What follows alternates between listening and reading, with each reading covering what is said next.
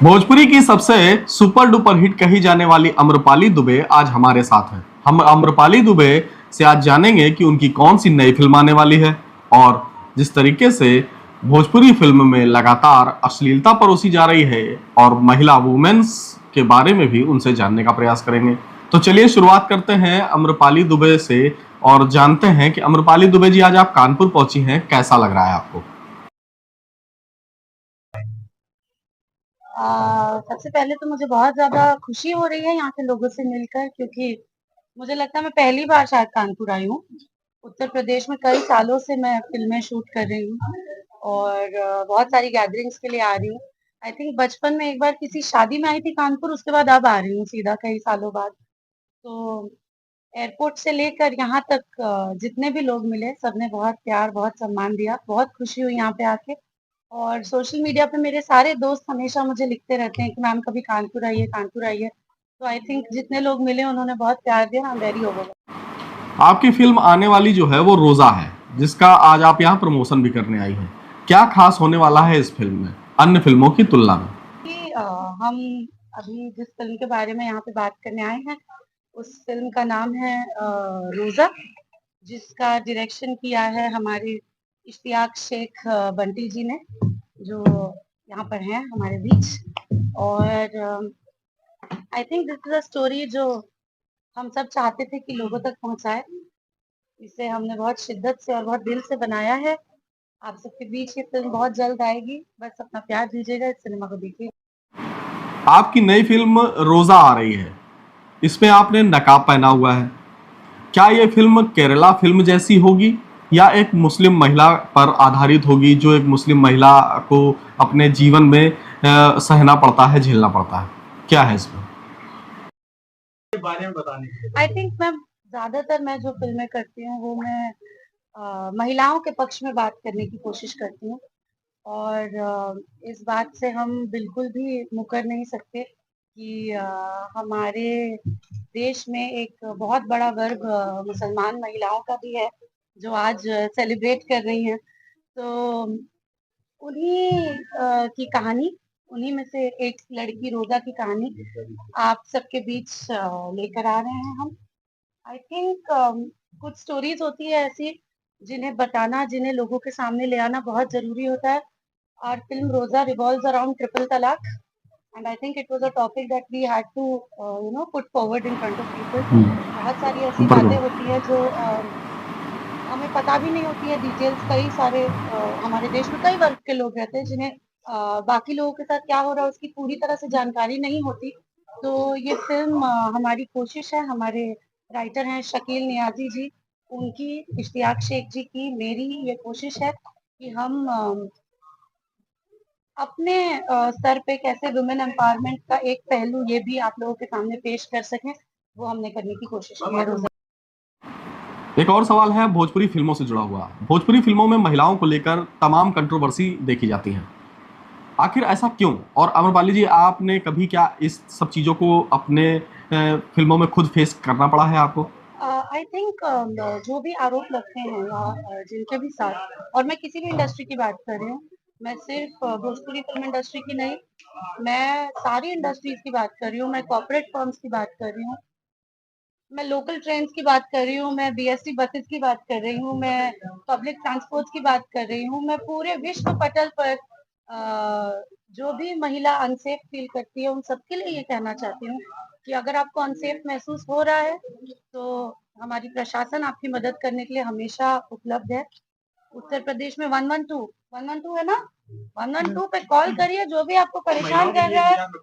एक कितना 1090 सीधा कॉल लगाइए, जो परेशान कर रहा है उसकी वाट लग जाएगी। मेरी श्योर किसी भी वर्क प्लेस पर अगर किसी महिला के साथ उसे लग रहा है कि उत्पीड़न हो रही है, उसे प्रताड़ित किया जा रहा है, तो उसे अपनी आवाज रखनी चाहिए। नहीं, प्रभु की कृपा से मेरे साथ तो ऐसा कभी हुआ नहीं, और मुझे लगता है कि अम, अगर ऐसा हुआ होता, जो कि I'm वेरी ब्लेस्ड कि नहीं हुआ, अगर ऐसा हुआ होता तो मैं सबसे पहले 1090 पे कॉल करती। अमरपाली जी, आप मुस्लिम महिला पर आधारित फिल्म बना रही हैं। ऐसे में वक्फ बोर्ड बिल भी इसी बीच देश में अब लोकसभा और राज्यसभा में पेश हो चुका है और राष्ट्रपति की भी मुहर लग गई है। इस बिल पर आपके क्या मुझे लगता विचार है हैं? कि क्या जो सोचते हैं आप? बिल पास होता है हमारी संसद में, वो पूरे देश के लिए अच्छा होता है, तो ये भी अच्छा ही होगा। जब बहुमत से पास हुआ है ये बिल, तो बहुत अच्छी बात है। और जितना सशक्ति से हमारा देश आगे बढ़ रहा है, अब इस बिल के पास होने के बाद और सशक्ति से आगे बढ़ेगा। जो पैसे जिन जरूरतमंदों के पास जाने चाहिए वहां पहुंचेंगे, तो इस बात की पूरी देश में खुशी की लहर है। रोजा जो फिल्म आ रही है, इसमें आपका जो किरदार है वो अब तक की फिल्मों में कितना अलग होने वाला है दर्शकों के लिए? बहुत अलग है।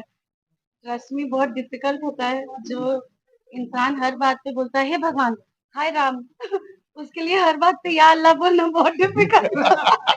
इंशाल्लाह। इंशाल्लाह। तो आई थिंक मुझे बहुत मेहनत लगी है, और बहुत सारे सीक्वेंसेस में जहाँ पे मेरे पिताजी के साथ मेरे सीन्स थे, अभी भी पिताजी ही बोल रही हूँ।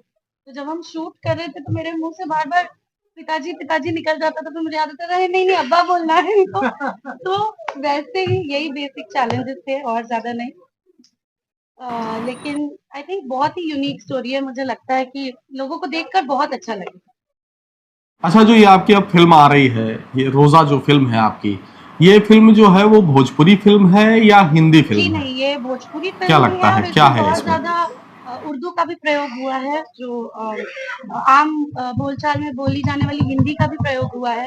अवधी भी कुछ कुछ जगहों पर यूज की गई है। But this film will be release as a Bhojpuri film. और मुझे लगता है देश में जिस भी कोने से लोग देखेंगे उन्हें फिल्म समझ। अच्छा देखिए, सबसे बड़ी बात यह है कि भोजपुरी में लगातार गानों को लेकर कंट्रोवर्सी बनी रहती है। अधिकतर जो गाने होते हैं वो महिलाओं को टारगेट करते हुए लिखे जाते हैं और गाए भी जाते हैं, और इन गानों में भरपूर अश्लीलता परोसी जाती है, डबल मीनिंग के गाने होते हैं। ऐसे गानों को रोकने के लिए आप लोग खुद भी उस इंडस्ट्री से जुड़े हुए हैं, बड़ा नाम है, क्या पहल कर रहे हैं आप लोग? सिर्फ अभिनेत्री नहीं, मैं जेन्युइनली एक महिला होने के नाते ये बात कहना चाहूंगी कि अगर ऐसे कोई गाने बनते हैं और जो लोग सुन के परेशान हो जाते हैं, जो हमारे आसपास आने जाने वाली ट्रैक्टर सब जगह बजता है, जो हम में से किसी को भी डिस्टर्ब करता है, तो बिल्कुल एक तरह का सेंसर सर्टिफिकेशन होना चाहिए ऐसी चीजों के लिए भी। किसी भी गाने के लिए, किसी भी 30 सेकंड वीडियो के लिए, कोई शॉर्ट वीडियो हो, हर चीज एक सेंसरशिप क्रॉस करके फिर आगे बढ़नी चाहिए, ये मेरा मानना है। क्योंकि हमको रेटिंग मिलनी चाहिए कि क्या चीज कौन देख सकता है, क्या चीज कौन सुन सकता है, क्या चीज पब्लिकली प्ले करना अलाउड है, नहीं अलाउड है। ये चीज का अधिकार है नागरिक को। तो मुझे लगता है कि गाने बने, शॉर्ट वीडियोस बने, फिल्म्स बने, जो भी बने, फिल्में तो सेंसरशिप से जाती ही है। गाने और बाकी जो शॉर्ट फिल्म्स बन रही है वो सब भी सेंसरशिप से गुजरनी चाहिए। ओटीटी प्लेटफॉर्म्स पर बनने वाले कंटेंट भी प्रॉपर सेंसरशिप से गुजरने चाहिए, ये मेरा मानना है। भोजपुरी जो इंडस्ट्री है उसमें तमाम ऐसे बड़े कलाकार हैं जो अब राजनीति में आ चुके हैं, तो क्या माना जाए कि आप भी अरे अब नहीं, चुनाव लड़ने फिलहाल तो की मैं तैयारी में हैं आने वाले समय में? फिलहाल तो मैं अपनी अच्छी स्क्रिप्टों के लिए लड़ लड़ के ही परेशान हूँ कि मुझे अच्छी स्क्रिप्ट दे दो यार, वरना मैं जान ले लूंगी तुम्हारी। देखिए, मैं I resonate with the party and the ideology जिसको दिनेश जी सपोर्ट करते हैं, रवि किशन जी सपोर्ट करते हैं, मनोज तिवारी जी सपोर्ट करते हैं। तो मुझे उस पार्टी विशेष से जब भी कैंपेनिंग या प्रमोशंस के लिए बुलाया जाता है, तो मैं पूरी कोशिश करती हूँ कि अगर मैं उपलब्ध हूँ, अवेलेबल हूँ, तो मैं पहुंच सकूँ। मेरा खुद पॉलिटिक्स ज्वाइन करने का फिलहाल, क्या आई थिंक आगे भी कोई मन नहीं है। I don't want to be a part of politics. I am very happy with the career that I have right now, and I really want to focus on it.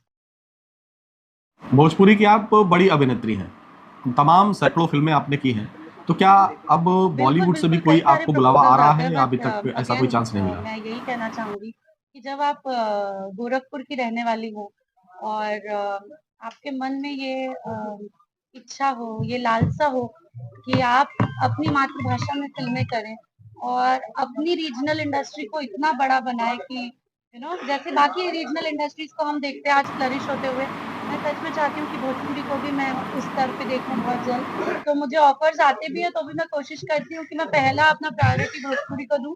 और जब मुझे कोई ऐसी स्क्रिप्ट मिलेगी कि मुझे लगेगा करना चाहिए, तो मैं बॉलीवुड में भी काम करूंगी। Thank you so much. तो आज हमने अम्रपाली जी आपसे तमाम तरीके के सवाल जवाब किए, राजनीति को लेकर, देश की राजनीति को लेकर, वक्फ बिल को लेकर, आपकी फिल्म को लेकर और भोजपुरी के फूहड़ गानों को भी लेकर। आपने हमारे साथ आप जुड़ी, आपका बहुत बहुत धन्यवाद। और उम्मीद है कि आपकी आने वाली फिल्म जो रोजा है उसको दर्शक पसंद करेंगे। आपको हमारे द्वारा जो आज ये बातचीत की गई है ये कैसी लगी, हमारे कमेंट्स बॉक्स में बताना बिल्कुल भी ना भूलें, और हमारे इंडियन पॉलिटिक्स चैनल को सब्सक्राइब और लाइक जरूर करें।